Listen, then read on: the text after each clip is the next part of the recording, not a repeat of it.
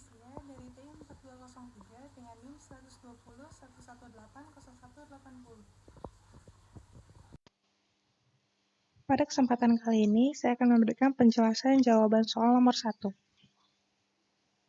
Sampel acak perusahaan yang bergerak dalam utilitas listrik, jasa keuangan, dan pengolahan makanan memberikan informasi berikut mengenai keuntungan tahunan per karyawan dalam ribuan dolar seperti yang disajikan pada tabel 1 di bawah ini.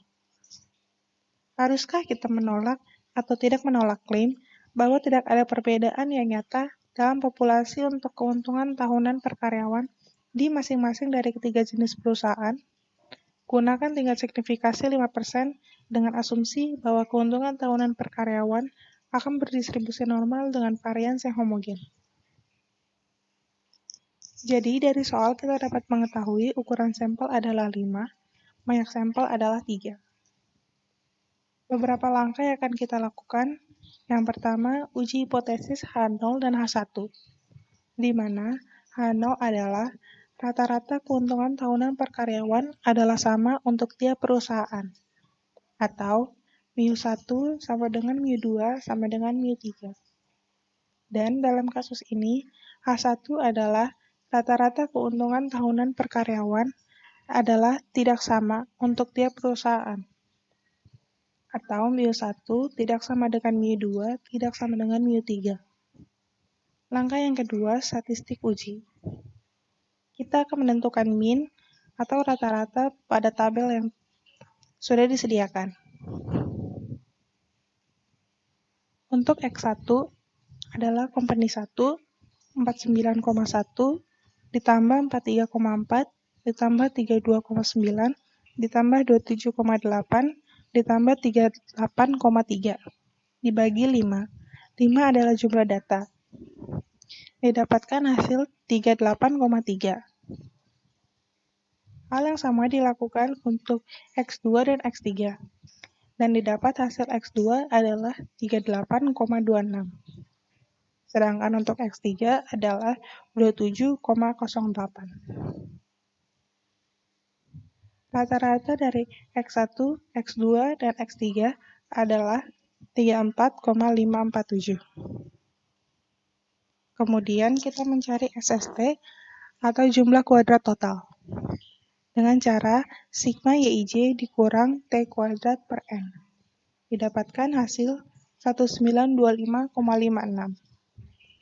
Kemudian kita mencari jumlah kuadran perlakuan atau SSK dengan cara sigma TJ kuadrat per N dikurang T kuadrat per N kali K.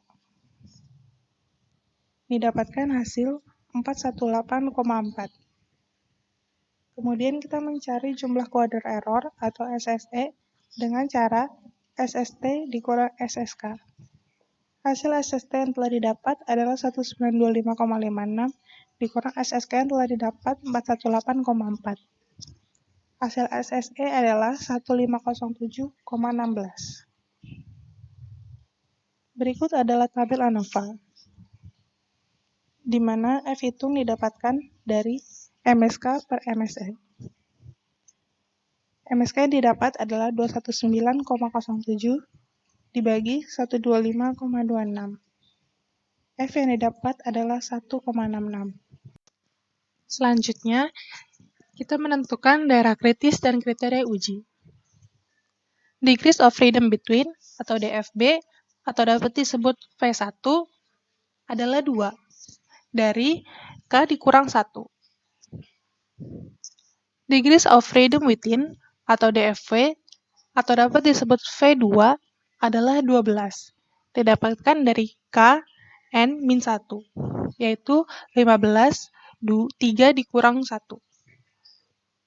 Taraf nyata adalah 0,05 terdapat di soal. F taraf nyata, V adalah 3,89. Kriteria uji. Tolak H0 jika F hitung lebih besar dari F tabel, di mana F tabel adalah 3,89. Dan terima H0 jika F hitung lebih kecil sama dengan F tabel. Kesimpulan, Terima H0 karena F hitung lebih kecil dari 3,89. Jadi, rata-rata keuntungan karyawan adalah sama untuk tiap perusahaan.